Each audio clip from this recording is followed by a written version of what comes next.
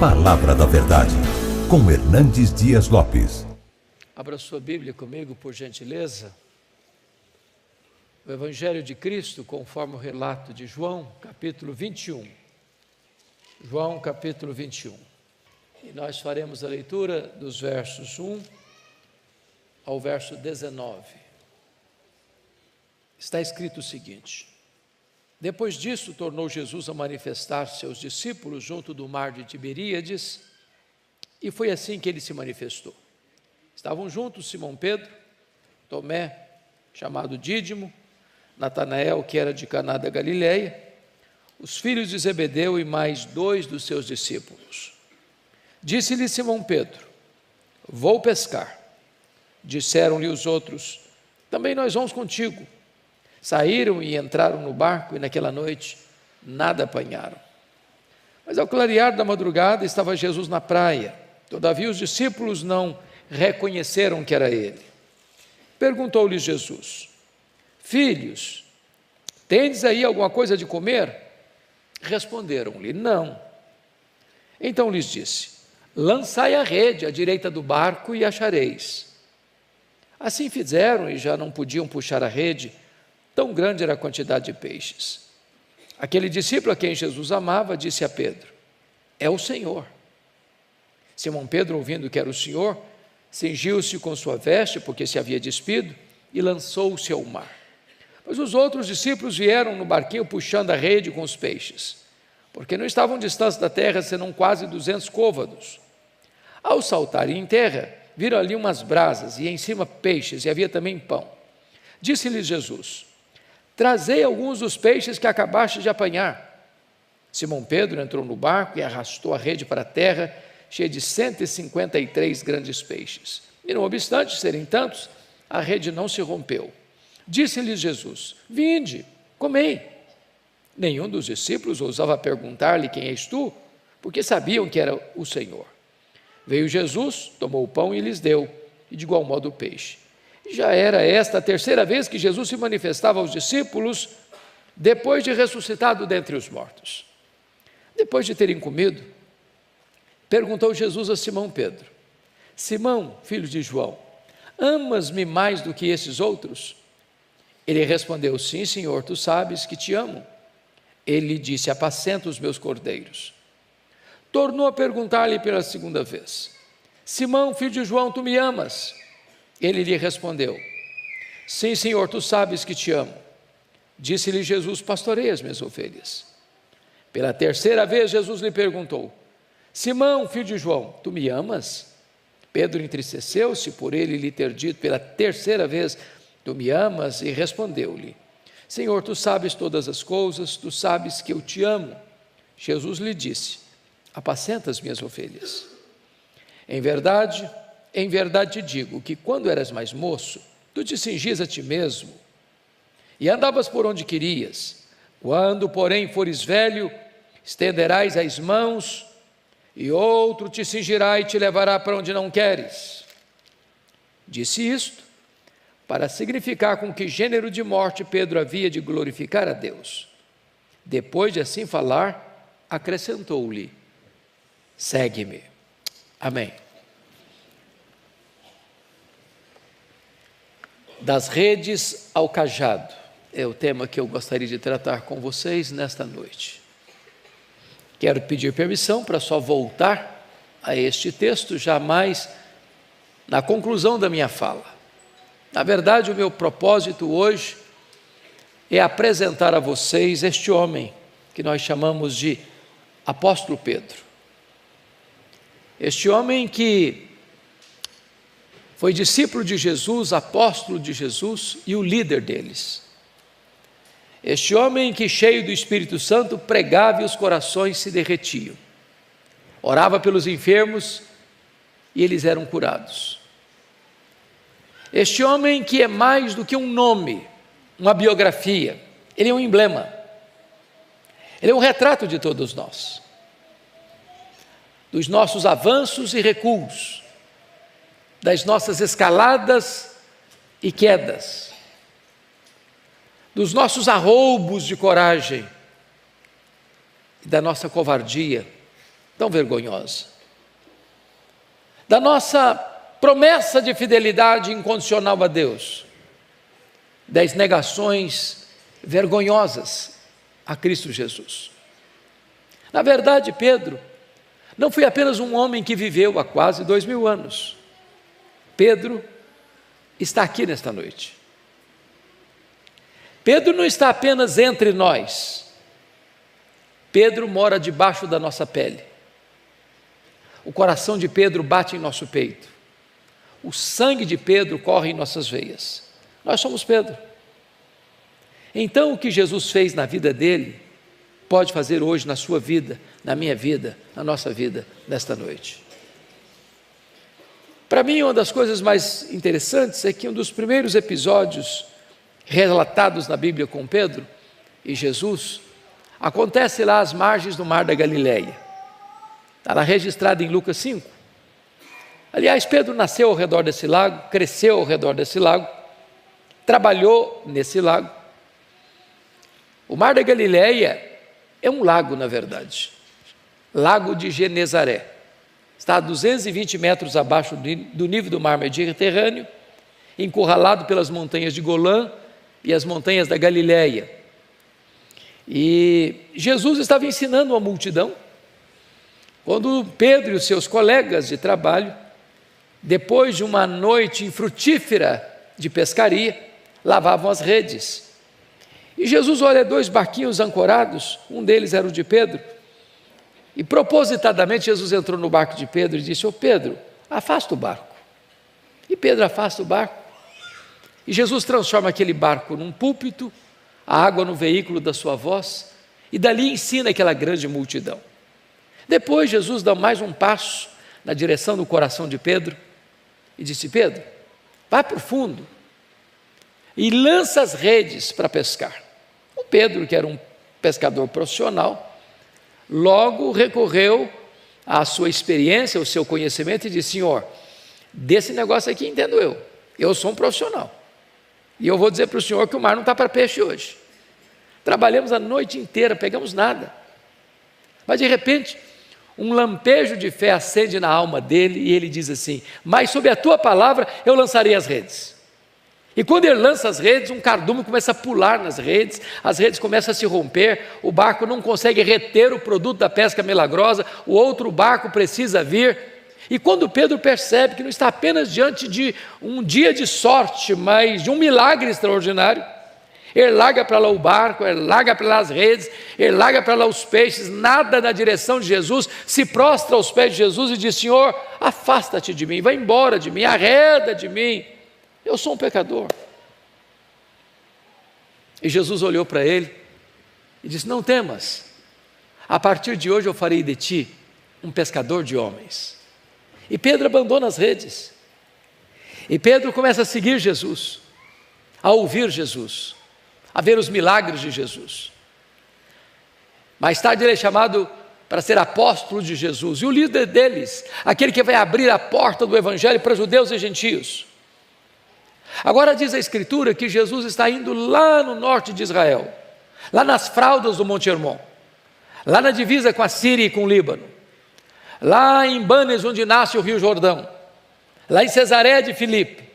E Jesus faz uma espécie de enquete com os seus discípulos, perguntando assim: quem dizem os homens ser o Filho do Homem? Em outras palavras, o que é que o povo comenta a meu respeito? E os discípulos disseram: Senhor, o povo anda muito confuso, não sabe nada na verdade. Uns acham que tu és João Batista, outros acham que tu és Elias, outros acham que tu és Jeremias, outros acham que tu és alguns dos profetas. Sabe nada não, o povo não sabe nada não. Talvez hoje ainda é assim. As pessoas têm uma noção de quem é Jesus, tem um retrato na mente de quem é Jesus, mas não do verdadeiro Jesus. Então Jesus pergunta para eles assim: e vós, quem dizeis que eu sou? O Pedro era um líder, ele era um homem falante, e ele não suportava que ninguém falasse na frente dele. Então ele se levanta em nome do grupo e responde: tu és o Cristo, o Filho do Deus vivo. Talvez até esperando um elogio de Jesus: olha Pedro, você é um homem muito inteligente, você é um homem muito capaz, você tem um refinado entendimento espiritual, parabéns. Mas não foi o que Jesus disse não. Jesus disse assim: bem-aventurado és, Simão Barjonas, porque não foi carne e sangue quem te revelaram, mas o meu Pai que está nos céus. Em outras palavras, Jesus está dizendo assim para Pedro: Pedro, você só sabe quem eu sou porque o Pai me revelou para você. Se o Pai não tivesse me revelado para você, como o povo, você também não saberia quem eu sou. E Jesus emenda e disse: eu também te digo que tu és Pedro, e sobre esta pedra eu edificarei a minha igreja, e as portas do inferno não prevalecerão contra ela. Está aqui, meus irmãos, em Mateus 16, 18, um dos textos mais importantes da Bíblia, de cuja correta interpretação depende o futuro do cristianismo. A grande pergunta é: quem é esta pedra sobre a qual a igreja está edificada? Na história da igreja nós temos 3 interpretações. Primeiro, o entendimento de que Pedro é a pedra. Hoje, mais de 800 milhões de pessoas subscrevem esse entendimento, que Pedro é a pedra. Há uma frase em latim muito conhecida que diz assim: ubi Petrus ibi ecclesia. Onde está Pedro? Aí está a igreja. A segunda interpretação é que a pedra sobre a qual a igreja é construída é a declaração de fé: tu és o Cristo, o Filho do Deus vivo. Onde esta declaração é feita, aí está a pedra fundamental da igreja. Mas a terceira interpretação, eu acho que todos nós aqui subscrevemos a terceira interpretação, é que Cristo mesmo é a pedra sobre a qual a igreja está edificada. Isso fica claro no texto, se não vejamos. Há na língua grega, que foi escrito esse texto, uma espécie de trocadilho entre a palavra pedra e a palavra Pedro. Pedra é Petro, pedra é Petra, é rocha, inabalável. Petros, Pedro, é um fragmento de pedra arrancado de um maciço rochoso. Pedra não deriva de Pedro, Pedro deriva de pedra. Então o que Jesus está dizendo para Pedro é mais ou menos o seguinte: eu também te digo que tu és Petros, fragmento de pedra, mas sobre esta pedra, sobre esta rocha que sou eu edificarei a minha igreja. Petra é uma metáfora usada na Bíblia apenas para Deus. O próprio Pedro entendeu isso. No sermão pregado em Jerusalém, ele afirmou que Jesus é esta pedra, rejeitada pelos construtores, mas a pedra de esquina, o fundamento da igreja. Quando já estava velho, ao escrever a sua primeira carta, ele reafirma esta verdade, que ele não é a pedra, Jesus é a pedra sobre a qual a igreja está edificada. O apóstolo Paulo, concordando com Pedro, vai escrever em 1 Coríntios 3,11, dizendo que ninguém pode lançar outro fundamento, além daquele que já foi posto, o qual é Cristo Jesus, nosso Senhor. Mas também, o pronome demonstrativo nos ajuda. Tanto no grego, quanto no inglês, quanto no português, há uma diferença entre esta e essa, não é verdade? Então, ilustrando, eu estou aqui com a minha Bíblia na mão, e eu digo esta Bíblia. Mas se eu coloco a Bíblia no púlpito e me afasto um pouco, eu digo essa Bíblia. Se Jesus tivesse a intenção de dizer que Pedro era pedra, ele teria dito: eu também te digo que tu és Petros, e sobre essa pedra edificarei minha igreja. Mas não foi o que ele disse. Jesus disse: eu também te digo que tu és Petros, mas sobre esta pedra eu edificarei a minha igreja. Então Jesus está tratando de 4 coisas aqui. Primeiro, ele é o fundamento da igreja. Segundo, ele é o dono da igreja. Eu edificarei a minha igreja. A igreja não é sua, a igreja não é minha, a igreja não é nossa, a igreja tem dono. E o dono da igreja tem marcas de cravos em suas mãos. E o dono da igreja a comprou com o seu próprio sangue. Segundo, aliás, terceiro, primeiro, Jesus é o fundamento. Segundo, Jesus é o dono. Terceiro, Jesus é o edificador da igreja. Ele diz: eu edificarei a minha igreja. Quem edifica a igreja não é você, nem eu, nem nós. Quando você vai para a Bíblia, tudo procede de Deus, tudo provém de Deus. Ele quem dá o arrependimento para a vida, Ele quem dá a fé salvadora, Ele quem regenera, Ele quem justifica, Ele quem santifica, Ele quem nos batiza no corpo de Cristo, Ele quem nos sela, Ele que é o penhor, Ele quem glorifica, tudo provém dEle. Nós poderíamos usar todo o nosso conhecimento, toda a nossa metodologia, toda a nossa estratégia, e nós não produziríamos um convertido sequer.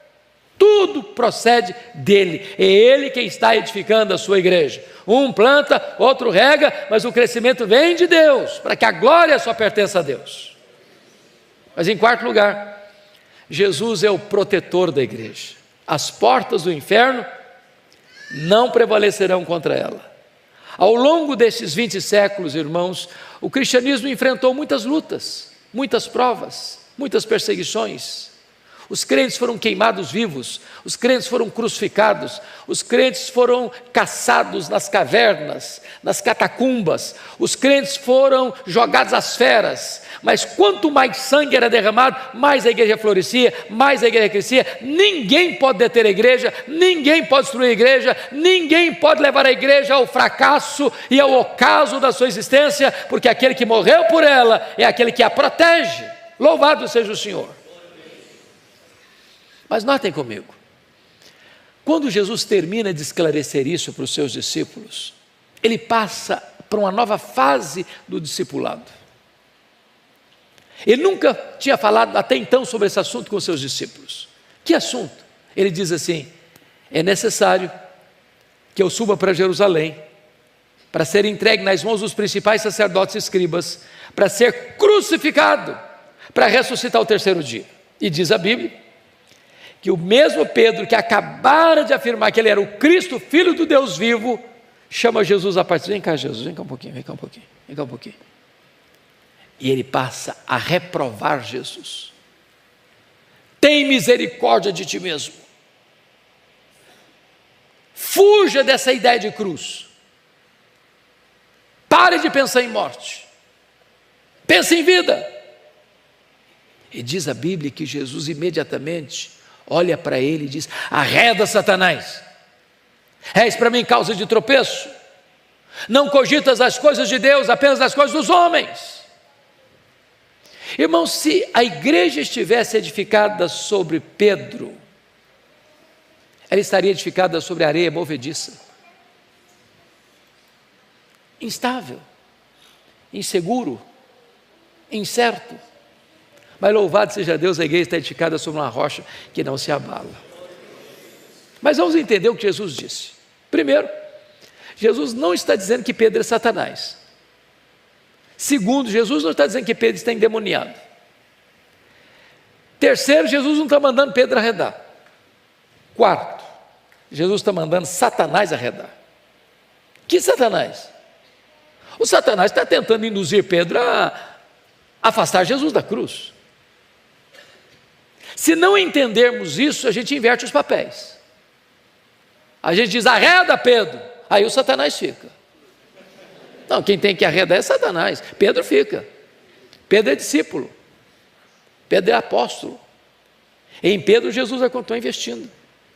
Tanto é fato que uma semana depois, Jesus sobe para um alto monte. A tradição diz que é o Monte Tabor. Outros acham que é o Monte Hermon. Para nós não importa a geografia, porque nós não fazemos peregrinação sagrada. Para nós todo o solo é sagrado. Onde Jesus está, aí é lugar santo.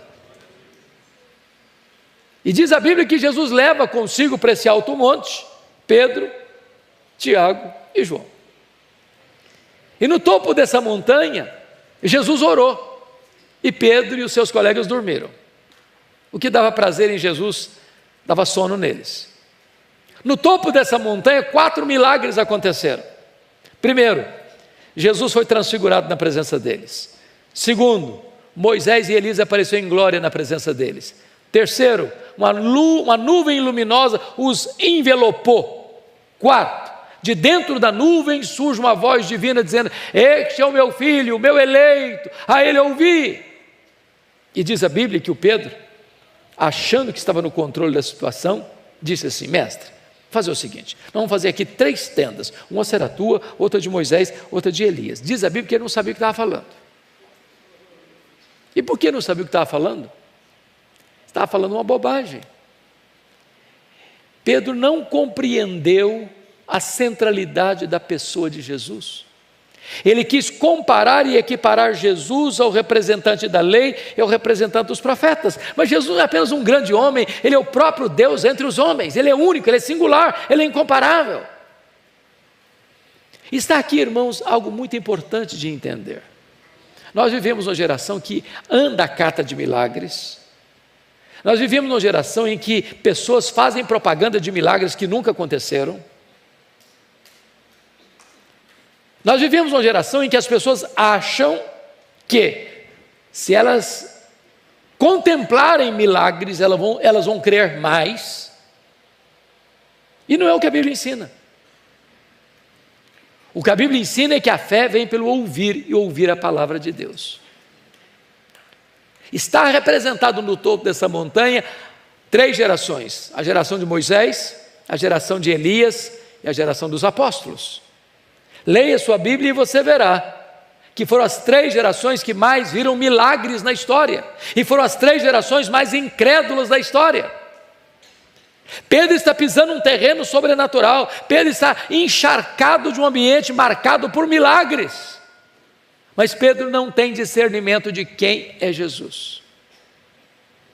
Segundo lugar, Pedro não discerne também a centralidade da missão de Jesus.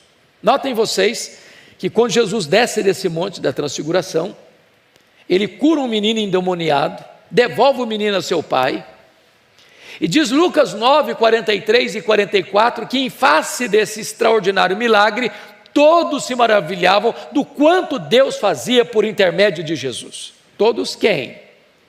A multidão e os discípulos. E Jesus viu nessa admiração um laço, uma armadilha, um terreno escorregadio para os discípulos. O mesmo que ocorrera lá em João 6, quando Jesus multiplicou pães e peixes, a multidão queria fazer de Jesus um milagreiro, um rei político, um Messias político, apenas operador de sinais e maravilhas. E Jesus despede os discípulos primeiro, para que eles não fossem tentados por essa agenda. Quando os discípulos estão mais uma vez maravilhados com os milagres de Jesus, está lá escrito em Lucas 9, 44, Jesus dizendo assim para eles: fixai nos vossos ouvidos as seguintes palavras: o Filho do Homem vai ser entregue nas mãos dos homens. O que significa isso? O que ele está dizendo é o seguinte: não pensem vocês que eu vou mudar minha agenda. Não pensem vocês que eu desci do céu para ser apenas um Messias político. Não pensem vocês que a finalidade da minha vida foi operar milagres, curar os enfermos, levantar os paralíticos, purificar os leprosos. Não. Eu estou fazendo isso para confirmar uma missão maior. Eu vinha para ir para a cruz. É para a cruz que eu estou indo, porque é lá na cruz que eu vou libertar vocês. É lá na cruz que eu vou tornar vocês verdadeiramente livres. Se vocês perceberem, Lucas 9:31 diz que a conversa, a agenda de Moisés e Elias com Jesus, lá na montanha, foi sobre sua partida para Jerusalém. A palavra partida no grego é a palavra êxodos, de onde vem a nossa palavra portuguesa êxodo. O que foi o êxodo? Foi a libertação de Israel da escravidão do Egito. O que está acontecendo é o seguinte: a partida de Jesus para Jerusalém seria e é o nosso êxodo. O que significa isso? Significa que foi na cruz que Jesus nos libertou. Foi na cruz que Jesus quebrou as nossas algemas. Foi na cruz que os portões de ferro que nos mantinham num cativeiro cruel foram arrebentados, esses portões.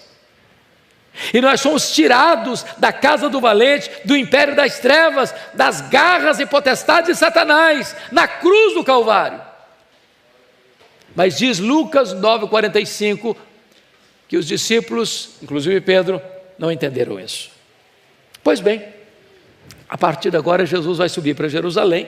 Está lá em Lucas 9, 51 e 53, que todo mundo lia isso no rosto de Jesus. Ficava claro que estava indo mesmo, sabendo que estava indo para ser preso, condenado, crucificado. Ele está indo como um rei, caminha para a sua coroação. E quando ele está entrando em Jerusalém, tem uma multidão esperando e tem outro acompanhando, e as duas multidões se juntam para gritar e cantar: Hosana, Hosana, bendito que vem em nome do Senhor. Ele vai descendo o Monte das Oliveiras, ele vai atravessando o Vale do Cedron, ele vai subindo as encostas do Monte Moriá, na entrada da cidade, e quando ele está entrando na cidade, diz o texto que a multidão canta e Jesus chora. Por que Jesus chora? Porque Jesus percebeu que Jerusalém não aproveitou o tempo da sua visitação. A Jerusalém que matou os profetas haveria de crucificá-lo. Jesus chora porque profeticamente vê a cidade sendo arrasada até os fundamentos pelos romanos e a maior dispersão dos judeus de todos os tempos, desde o ano 70 a 14 de maio de 1948. Jesus purifica o templo, dá alguns ensinamentos. Depois diz a Bíblia que Jesus não fala mais para as multidões. Jesus se dirige a Pedro e João e diz assim: vocês dois vão preparar um lugar para que eu possa comer a Páscoa com vocês. Pedro e João preparam o cenáculo no Monte Sião. É quinta-feira à noite. A mesa está pronta. Cordeiro assado, pão sem fermento, ervas amargas, vinho e do lado uma bacia com água e uma toalha. Ninguém se assentava à mesa sem lavar os pés. Sabem por quê? Jerusalém está dentro de um deserto. Não era tênis e sapato e botas fechados como se usa hoje. Eram sandálias de couro cru abertas, os pés empoeirados. As mesas não eram altas para se esconder os pés como temos hoje, as mesas eram baixas. Seu pé ficava exposto e bem próximo do rosto do vizinho. Mas lavar os pés era o papel de um escravo. Eles eram muito orgulhosos para isso. O que fizeram? Assentaram à mesa mesmo, sem lavar os pés. O papo que rolou na mesa foi esse: e aí, quem de nós é o maior? Quem de nós é o mais importante? Quem de nós tem primazia? Quando Jesus percebeu que eles estavam antenados no outro canal, Jesus choca-os, levantando-se da mesa, cingindo-se com a toalha, pegando a bacia e começando a lavar os pés dos discípulos. Imagine o constrangimento. Olha o tapa de luva. Olha a vergonha. Olha Jesus lavando os pés de Tomé, de Judas Iscariotes, de Mateus.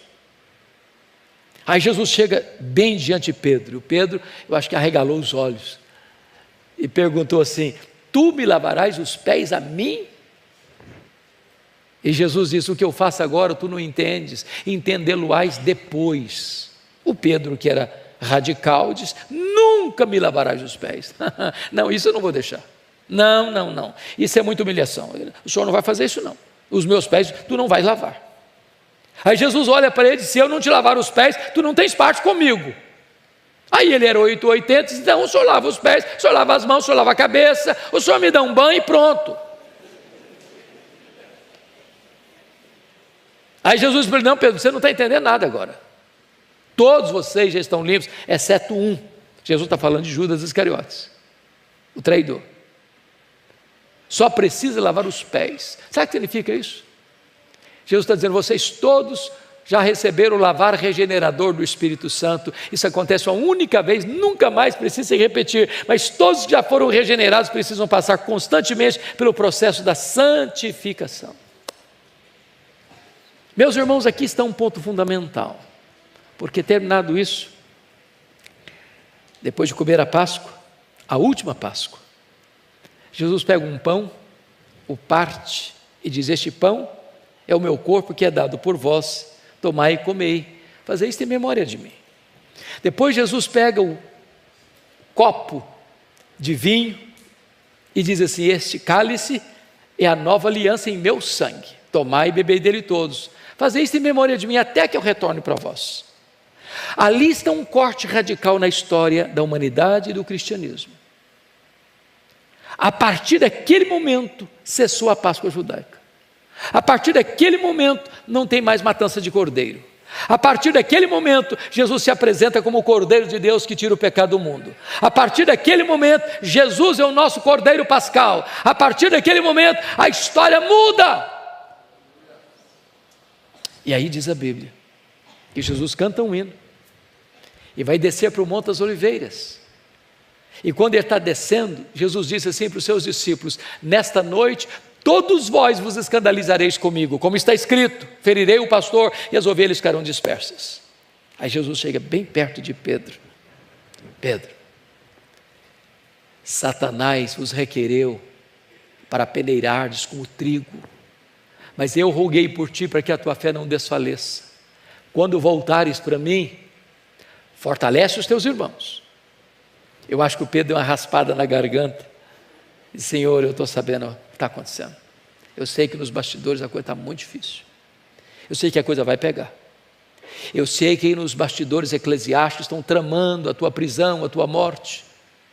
Jesus, eu acho que os meus colegas não têm tutano para aguentar isso não.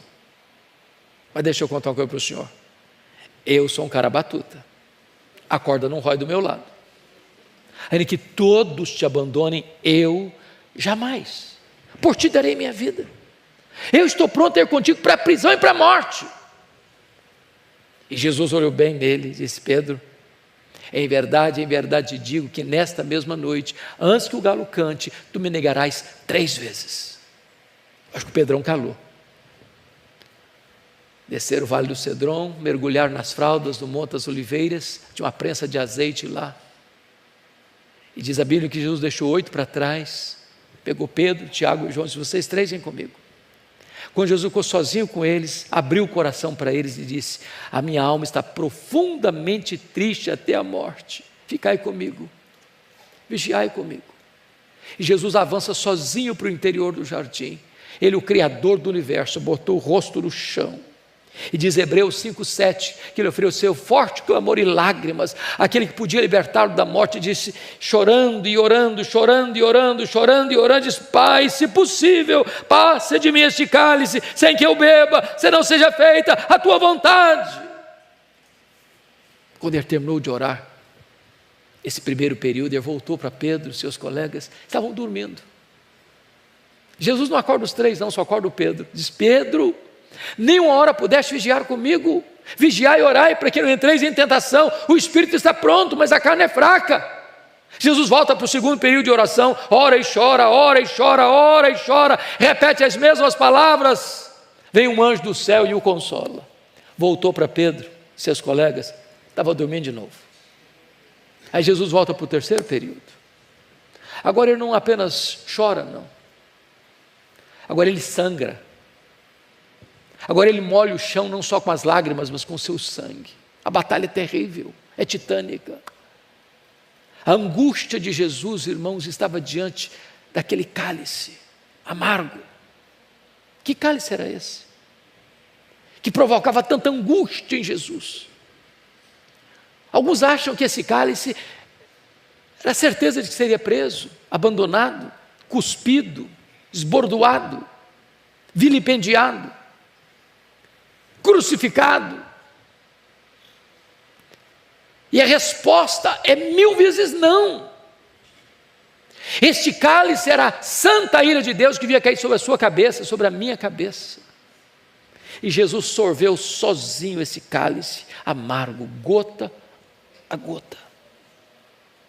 Este cálice era a consciência de que, sendo ele santo, santo, santo, seria feito pecado por nós. Este cálice era a consciência de que, sendo ele bendito eternamente, seria feito maldição por nós. Este cálice era a consciência de que lá na cruz ele gritaria: Deus meu, por que me desamparaste?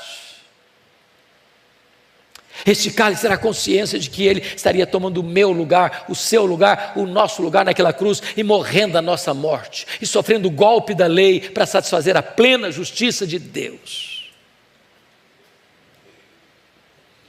Quando ele se levanta desse terceiro período de oração, não tem mais angústia nele não. Não tem mais angústia. A batalha foi no Getsemane. Agora ele vai ser levado para o Sinédrio e ele está firme como uma rocha. Agora ele vai ser levado para o pretório romano e quem está desesperado é o governador Pôncio Pilatos. Ele está sereno, sereno. Agora ele vai ser levado pelas ruas de Jerusalém, carregando lenho. As mulheres saem chorando, chorando, chorando. Ele diz: por que vocês estão chorando por mim? Chorem por vós, chorem por vossos filhos. Agora ele vai ser pregado naquela cruz e ele transforma aquele patíbulo de horror num palco para a glória de Deus. E profere palavras benditas àquela multidão ensandecida: Pai, perdoa-lhes, porque não sabem o que fazem. Ao ladrão arrependido: hoje mesmo estarás comigo no paraíso. A sua mãe que estava chorando ao pé da cruz: mulher, eis aí teu filho, filho, eis aí tua mãe. Expressando a sua angústia, no sentido de ter tomado o nosso lugar. Havendo trevas ao meio-dia, Deus meu, por que me desamparaste? Expressando a sua dor física, mas com segurança: tenho sede. Mas a sexta palavra é a palavra de vitória, retumbantemente de vitória: está consumado. E ele diz: Pai, nas tuas mãos eu entrego o meu espírito. Aquela quinta-feira à noite, Jesus foi acusado no Sinédrio, Pedro não estava lá. Na sexta de manhã, Jesus é levado ao pretório romano, Pedro não estava lá. Às 9h da manhã, Jesus é crucificado e Pedro não estava lá. Às 3h da tarde, Jesus morre na cruz e Pedro não estava lá. No sábado, Pedro está trancado com medo dos judeus. No domingo não é Pedro, são as mulheres da Galileia que vão ao sepulcro, pensando: quem vai rolar a pedra? E elas chegam, a pedra está rolada, elas olham, o túmulo está aberto, elas entram, o túmulo está vazio, elas saem, um anjo pergunta para elas: o que vocês vão fazer aqui? Procurar entre os mortos aquele que está vivo. Ele não está mais aqui não, ele ressuscitou. E o anjo diz: tem um recado aqui: ide dizer aos seus discípulos e a Pedro que ele irá diante de vós para a Galileia, lá o vereis como ele vos disse. Por que Pedro? Se ele também era discípulo, por que o nome dele? Por que a menção dele? É porque Jesus sabia que Pedro não se sentia mais discípulo. Pedro, Petros, fragmento de pedra, mentira, apenas pó. Negou seu nome, negou sua fé, negou seu apostolado, negou o seu Senhor. Pedro desistiu de Jesus, mas Jesus não desistiu de Pedro. Eu quero dizer para você que apesar das nossas mazelas, dos nossos fracassos, dos nossos deslizes, das nossas quedas, da nossa covardia, Jesus não desiste de nós. Bendito seja o seu nome. Mas imagine comigo essa caminhada. De Jerusalém a Galileia são 153 quilômetros a pé. Eu acho que cada passada que Pedro dava era uma fisgada na alma, era uma martelada na consciência. Eu acho que ele fez essa viagem toda pensando assim: quando Jesus se encontrar comigo, ele vai me arrebentar todinho, vai me quebrar todinho. Ele vai botar o dedo no meu nariz e dizer que eu sou um covarde, que eu sou um fracasso. Eu sou mesmo. Quando ele chega na Galileia, Jesus não está lá. Jesus não está lá. Ele era um líder, e você sabe que todo líder é um influenciador, ou para o bem ou para o mal. Ele diz para os colegas assim: eu vou pescar. Isso não é: eu estou estressado, preciso melhorar as minhas emoções, não. Ele está dizendo o seguinte: acabou para mim, fim de linha para mim. Vou voltar para o passado, vou voltar para as redes, não tem mais futuro. Mas me permita dizer uma coisa: quando o homem se afasta de Deus, nem pescar consegue mais. Naquela noite eles não pegaram nenhuma piaba. Estão voltando de redes vazias, com a alma empapuçada de dor. O dia está amanhecendo. Lá na praia tem alguém que eles não sabem quem é. E essa pessoa que está na praia, eles estão a 100 metros, estão chegando. E ele se dirige assim: covardes! Foi assim mesmo? Não. Filhos! Filhos! Filhos! Tem nessa única palavra mais de 1 tonelada de graça para um bando de covardes, de desertores. É assim que ele trata você e trata a mim. Filhos, tendes aí alguma coisa de comer? Não! Lançai a rede à direita do barco e achareis.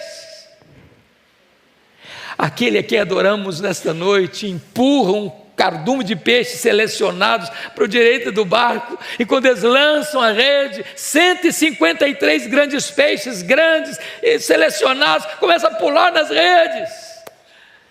E o João, que é mais sensível, disse: ô Pedro, é ele chegou, Pedro, é o Senhor, Pedro, é ele mesmo, Pedro. E o Pedro larga para lá o barco, larga para lá as redes, larga para lá os peixes, nada 100 metros, coração acelerado, e a pessoa: e agora ele vai me quebrar, ele vai me arrebentar todo, vai botar o dedo no meu nariz, vai dizer que eu sou um fracasso. Quando ele chega, eu tomo um susto. Ele vê um braseiro com pão e com peixe. Só tem 2 lugares no Novo Testamento onde a palavra aparece a palavra braseiro. Foi onde Pedro negou Jesus e onde Pedro foi restaurado por Jesus. Jesus plantou aquele braseiro ali, como que restaurando a cena do crime, dizendo: ao Pedro, sabe por que eu coloquei esse braseiro aqui, meu filho? Para curar a sua psique, para curar suas emoções, para curar a sua alma, para dizer para você que na mesma geografia que você me negou, eu vou lhe dar a oportunidade de me confessar. Na mesma geografia que você caiu, eu vou levantar você. Na mesma geografia que você foi um fracasso, eu vou restaurar você, vou usar você de uma maneira tão poderosa. Sabe por quê, Pedro? Porque a minha graça é maior do que o seu pecado. Depois de alimentá-los, Jesus se aproxima do Pedro e disse: Pedro, Simão, filho de João, tu me amas mais do que estes outros? Uai, Jesus, eu não estou te entendendo. Por que deveria eu amar-te mais do que os outros? Não me basta amar-te igual aos outros? Por que Jesus fez essa pergunta? Porque lá atrás o Pedro havia dito assim: ainda que todos te abandonem, eu jamais. Sabe o que Pedro havia dito? Eu sou melhor do que os outros, sou mais crente do que os outros, sou mais fiel do que os outros. Na verdade, o que Jesus está perguntando para Pedro é o seguinte: ô Pedro, você ainda acha mesmo que você é mais crente do que os outros? Que você é melhor que os outros? Que você é mais fiel do que os outros? Você ainda mantém a mesma opinião a seu respeito, Pedro? Pedro respondeu: sim, Senhor. Tu sabes que eu te amo. Tu apacenta os meus cordeiros. Aí Jesus pergunta a segunda vez: Simão, filho de João, tu me amas? Agora não pergunta se ama mais não, só pergunta se ama. Sim, Senhor, tu sabes que eu te amo. Então, pastoreia as minhas ovelhas. Aí Jesus pergunta a terceira vez: Simão, filho de João, tu me amas? Ficou triste. Terceira vez: ah, Senhor, tu sabes todas as coisas, tu sabes que eu te amo, então apacenta as minhas ovelhas. Por que Jesus pergunta 3 vezes? Óbvio, porque 3 vezes o Pedro negou. Mas o que isso significa? O que Jesus quis dizer é o seguinte: ô Pedro, sabe por que eu estou perguntando a você 3 vezes? Você caiu a primeira vez, Pedro? Você me negou a primeira vez, Pedro? A minha graça é suficiente para levantar você. Você tropeçou a segunda vez, Pedro? A minha graça é suficiente para recuperar você. Você fracassou na terceira vez, Pedro? A minha graça é suficiente para botar você de pé, Pedro. A minha graça é maior que o seu pecado, Pedro. Mas, amados, há uma coisa aqui nesse texto que é belíssima, mas não dá para traduzir para o português. Vocês sabem que na língua grega tem 4 palavras diferentes para amor: a palavra eros, storge, filia e ágape. A palavra ágape é o amor sacrificial, o amor que dá a vida pelo outro, que morre pelo outro.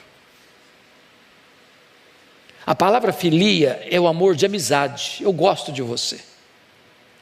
Quando Jesus perguntou para Pedro a primeira vez: Simão, filho de João, tu me amas? Jesus usou o verbo agapau. Petros agapas-me. Tu me amas com amor ágape? Tu me amas a ponto de dares tua vida por mim, de morreres por mim? Pedro não respondeu essa pergunta. O que Pedro respondeu foi o seguinte: não, Senhor, amor ágape eu não tenho. Eu não tenho coragem de morrer por ti, eu não estou pronto a dar minha vida por ti, eu apenas gosto de ti. E respondeu: Filose. Aí Jesus pergunta a segunda vez do mesmo jeito: Simão, filho de João, Petros, agapas-me, tu me amas com amor ágape, tu me amas a ponto de dares tua vida por mim? Pedro não respondeu de novo essa pergunta. Ele respondeu assim: não, Senhor, amor ágape eu não tenho. Eu não tenho coragem de morrer por ti, eu não estou pronto a dar minha vida por ti, eu só gosto de ti, Filose. Por que Pedro ficou triste a terceira vez? Porque Jesus mudou a pergunta. Jesus usou na terceira pergunta o mesmo verbo que Pedro estava usando nas duas perguntas anteriores e perguntou para ele: Petros, fileis-me, pelo menos tu gostas de mim? E ele respondeu do mesmo jeito: filho, eu só gosto do Senhor, é só isso e nada mais. O que significa isso? Quando Pedro, confiando em si, prometeu para Jesus que daria a sua vida por ele, Pedro negou Jesus.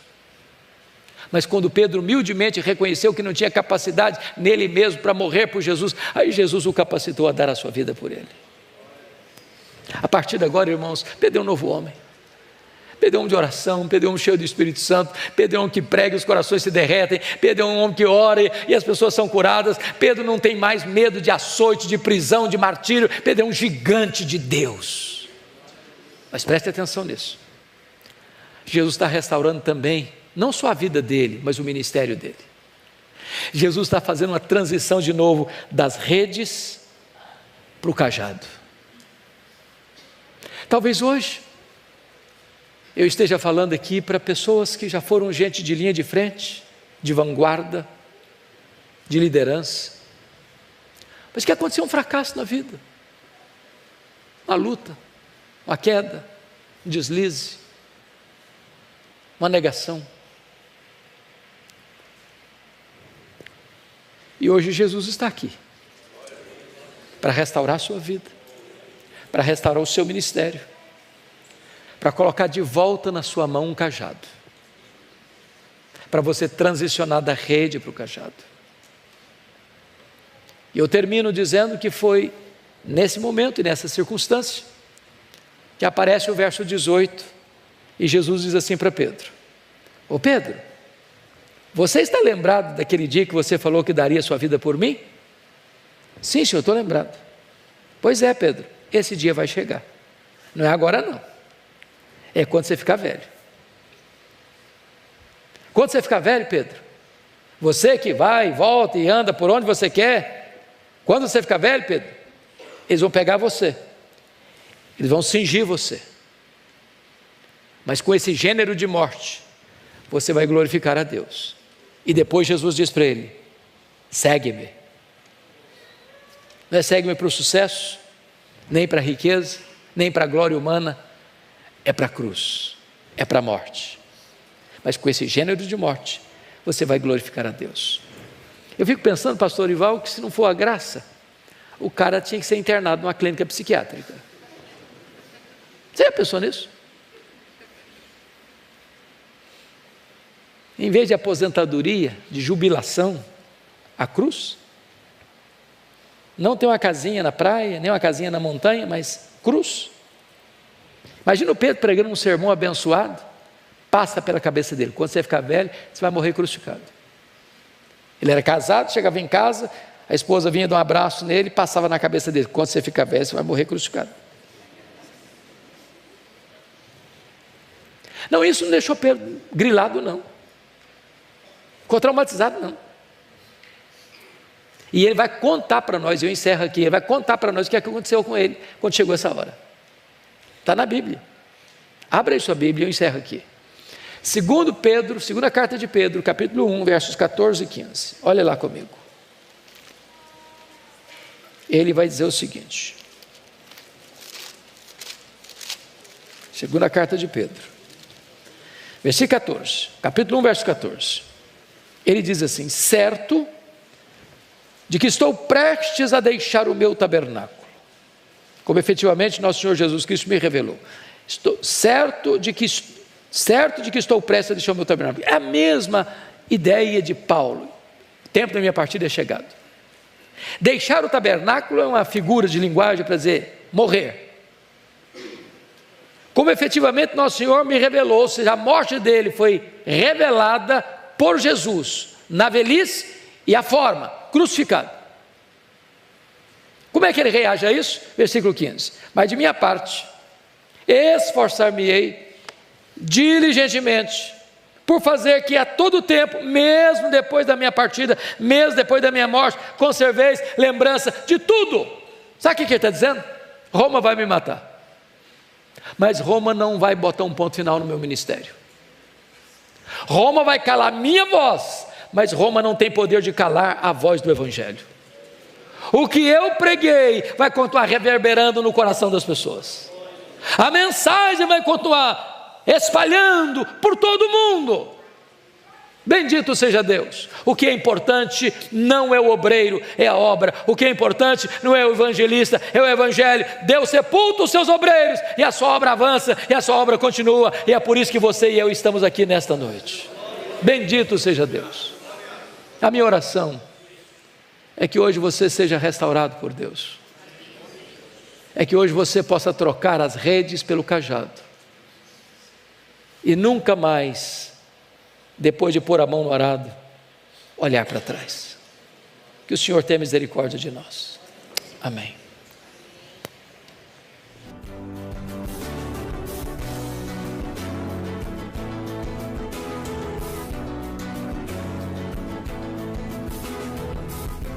Palavra da Verdade, com Hernandes Dias Lopes.